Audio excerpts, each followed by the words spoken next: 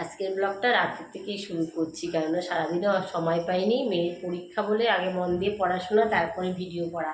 তাহলে বড়দের প্রণাম, ছোটদের ভালোবাসা জানিয়ে আজকে নতুন একটা ব্লগ শেয়ার করছি। তোমাদের সবাইকে স্বাগত সুজাতার সংসারে। আশা করি তোমরা অনেক অনেক ভালো আছো, আমিও ভালো আছি। এই চলে যাচ্ছি রান্নাঘরে, দেখি গিয়ে রান্নাঘরের কি পরিস্থিতি। ঝড়ে তো আমার রান্নাঘর মানে উল্টো পাল্টা হয়ে গেল, কেননা যেহেতু আমাদের পাকা ছাদের থেকে বাইরে টিনের ঘর, রান্নাঘর, অনেক জানলা দরজা আছে। বই গুছিয়েছিস?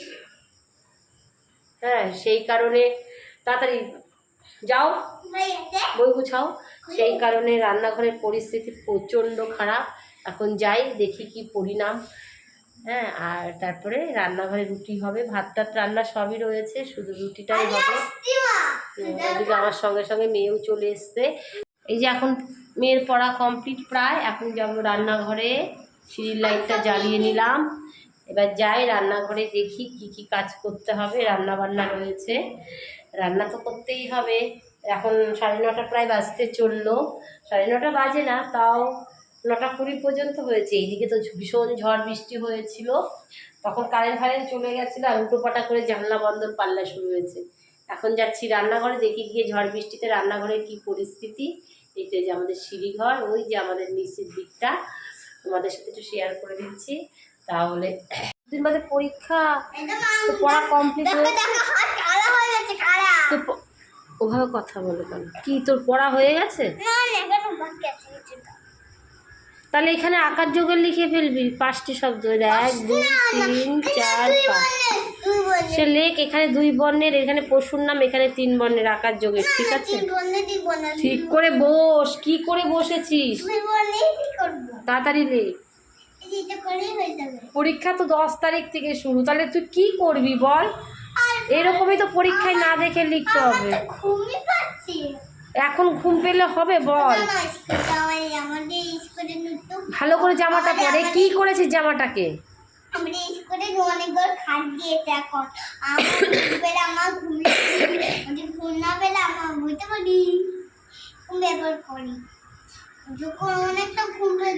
তাড়াতাড়ি করো, আমি খাবার নিয়ে আসছি।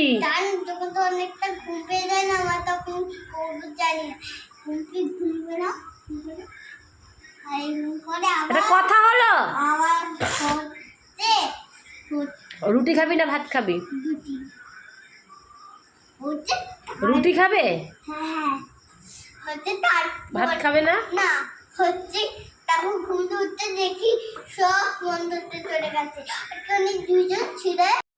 এই যে অনেকটা ঝড় হয়েছিল 8টা নাগাদ। ঝড় বৃষ্টিতে আমার রান্নাঘরের জলে জলাকার। দুপুরবেলা কাজ করে গুছিয়ে টুছিয়ে থুয়ে গেছি, সন্ধ্যের সময় যখন চা করতে এসেছি, এসে দেখি এক পুকুর জল হয়ে রয়েছে, যেমনি মেঝেতে তেমনি ওপরে। এবার রান্নাঘরে ঝড় এসে সব তিরপলটা সরিয়ে দিয়েছে, আর ছাদের যে জলটা পড়ে পাইপ দিয়ে চালের মধ্যে, তো ওই সাপোর্টটাতে বেশি পড়ে বলেই জল পড়ে। তাই রাতের খাবার দাবার করতে চলে এসেছি রান্নাঘরে, কেননা শনিবার ছিল, রুটি খাবে ওরা।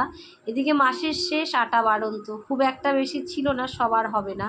তাই আমি আর মেয়ে বাধ্য হয়েই ভাত খাবো, আর বাবা, ছেলে আর ছেলের বাবা রুটি খাবে। বাবা তো প্রত্যেক দিনই রাতে রুটি খায়, বেশি না, 2টো কিংবা কোনো দিন 1টা মিষ্টি দিয়ে খাবে, হয়ে যাবে। কিন্তু ওরা তো আবার খাবে, সেই কারণে। আর এদিকে দেখি আটা আমার রান্নাঘরে বাড়ন্ত, কিন্তু হয়তো যেখানে আমার ভাড়ার ঘর সেখানে হয়তো রয়েছে অল্প কিছু, সেখান থেকে সকালবেলা নিয়ে আসতে হবে। এদিকে রাতের তো খাওয়া দাওয়া ব্যবস্থাটা থাকেই সবারই কম বেশি। দুপুরে যেমন একরকম হয়, রাতে আরেক রকম। রাতে বেশিরভাগ আমরা অর্ডিনারি খাবারই খাওয়া দাওয়া করি, উচিত কারণে একটু স্পাইসি হয়ে যায়। কিন্তু এই বয়সে রাতে এত রিচ খাবার না খাওয়াটাই মঙ্গল। জানি না রাতে মানুষের কত কিছু বিপর্যয় হতে পারে, সেই কারণে। আর সবথেকে বড় কথা হচ্ছে, ছোটদের কাছ থেকে অনেক কিছু শেখা যায়। বড় হয়েছি বলে আমরা অনেক কিছু জানি তা নয়, ছোটরাও কিন্তু আমাদের থেকে অনেক জানে। ওরাও অনেক জানে। কেন বলুন তো বললাম? আমার যে ভাগনা, আমার ছোটদি ভাইয়ের ছেলে আর কি, আমার ছোট ননদের ছেলে, ও যে এত ভালো কি বলবো ভাষা। আমাদের জন্মদিন বলো, আমার জন্মদিন, বিবাহবার্ষিকী ও নখ দর্পণে রাখে প্রতি বছর। আমার 14 বছর হয়ে গেছে, যদিও এই 14 বছর কমপ্লিট হলো আজকে, কিন্তু আমার অত মাথায় ছিল না অ্যাকচুয়ালি। বলো তো কি, সংসারের কাজে কবে বিবাহবার্ষিকী কবে জন্মদিন সবই মাথার থেকে চলে যায়। পাশের লোকটা যদি সেই রকম দায়িত্ববান হয় তাহলে এইসব আর চলে যায় না, থেকেই যায়। কটা মানুষের জীবনে দায়িত্ববান স্বামী থাকে বলুন তো? কিন্তু আমার স্বামী সেই রকম কিছুই না, নিজের মতো নিজে চলতেই বেশি পছন্দ করে। কিন্তু ওই যে আমার ননদের যে ছেলে, যে কি ভালো, সবার জন্মদিন অ্যানিভার্সারি সবাইকে ও উইশ করে। হ্যাঁ, এত ভালো। ও যদিও এবার ল পড়ছে, লয়ের সেকেন্ড ইয়ার হচ্ছে, ও লও হবে না, হবে, ওর ইচ্ছা আছে জাজ হওয়ার। আজকে জজ হয় না, সেই রকম বিচারক, প্রধান বিচারক, ওই সব নিয়েও পড়াশোনা করছে। তাই ও হঠাৎ করে ফোন করে, মামি ওই কী ব্যাপার, ও এত রাতে ফোন করেছে, একটু ভয়ও লাগে অনেক রাতে কোনো ফোন আসলে। তারপরে আমি, হ্যাঁ, ওর নামটা সেভ করা ছিল ফোনে, ও আমাকে উইশ করলো, মামি হ্যাপি অ্যানিভার্সারি। এত ভালো লেগেছে। ও প্রতি বছরই করে, কিন্তু ও কোনো ত্রুটি রাখে না। কিন্তু পড়াশোনার চাপে আমাদের বাড়িতে সেভাবে আসতে পারে না। যখন আমার বিয়ে হয়েছিল একদম ছোট্ট, আমার পায়ে পায়ে ঘুরতে, আসলেই মামি এটা খাও, মামি এটা দাও, মামি ওটা করো, মামি আলু ভাজো, সে ডিমান্ডের শেষ নেই। আর আমি একটা মাত্র মামি, ডিমান্ড তো মামির কাছেই করবে, দিদুন তো করতোই, তবুও মামি ব্যাপারটাই আলাদা। আর আমাদের বাপের বাড়ির ওখানেই ওর বাড়ি, ওর মাই আমাদের বিয়েটা ঠিক করেছে, সেজন্য ওর প্রতি একটা টানটাই আলাদা। কিন্তু ও ছোটো হলে হবে কি, কিন্তু সমস্ত দায়িত্ব কর্তব্য কিন্তু পালন করতে অভ্যস্ত হয়ে গেছে, পারদর্শী হয়ে গেছে সব ব্যাপারে। একটা মানুষ আসবে তো এত সুন্দর করে প্রেজেন্টেশন করবে, খাবার দাবার কথাবার্তা, মনে হবে ও কত 50-60 বছরের একটা বয়স্ক লোক, কিন্তু তা নয়, বয়স একদমই অল্প। যাই হোক, করেছে, এত খুশিতে মনটা ভরে গেল। তারপরে তো রাতে রান্না বান্না রয়েছে, এই যে রুটি করব, আর ছেলেও খাবে, খিদে পেয়ে গেছে। তা মেয়েকে ভাত খাইয়ে দিয়ে আটাটা মেখে রেখেছিলাম, তারপরে এই আসলাম। রান্নাঘরটায় জলে স্যাঁতস্যাঁতে হয়ে গেছে। শিক্ষার কিন্তু শেষ নেই, সে ছোটোই হোক বড় হোক, ছোটদের কাছ থেকেও কিন্তু অনেক কিছু শেখার আছে। আমরা বড় বলে আমরা অনেক কিছু জানি তা কিন্তু নয় বন্ধুরা।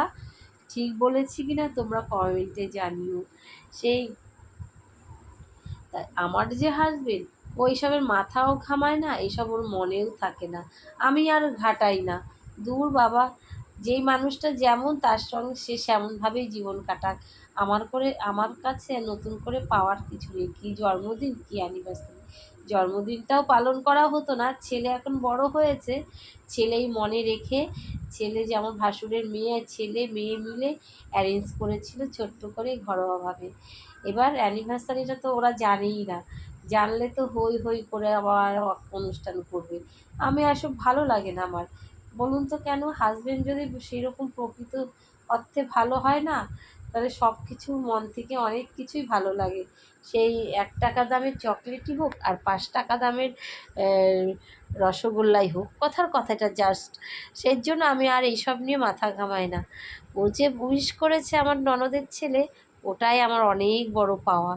হ্যাঁ, ও যেন, তাই আবার যদিও তো ছোট থেকে ইংলিশ মিডিয়াম স্কুলে পড়াশোনা করে, বাংলা অত ভালো পারে না, পারলেও যাই হোক, ও আমাকে উইশ করাতে আমার সত্যি যে কী যে ভালো লেগেছে।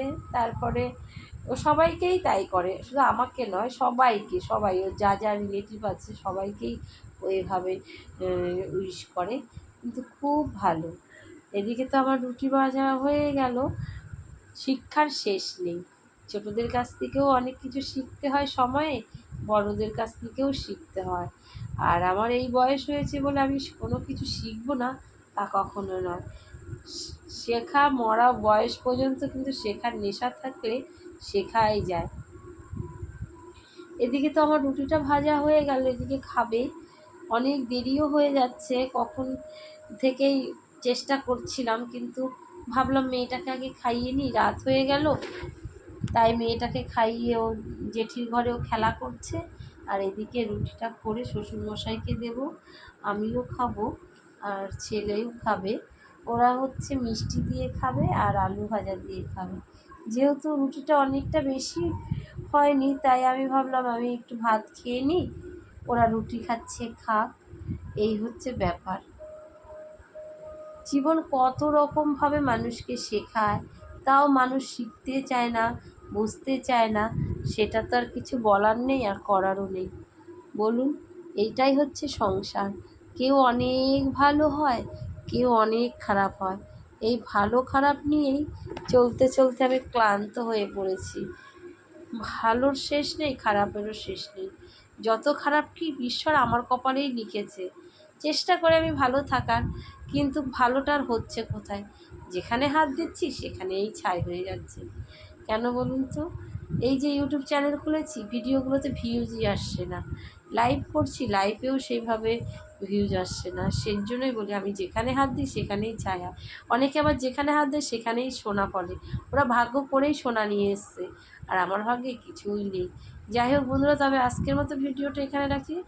তোমরা ভালো থেকো, সুস্থ থেকো, আর প্লিজ আমার চ্যানেলটাকে সাবস্ক্রাইব করে দিও, লাইক দিয়ে দেখা শুরু করো।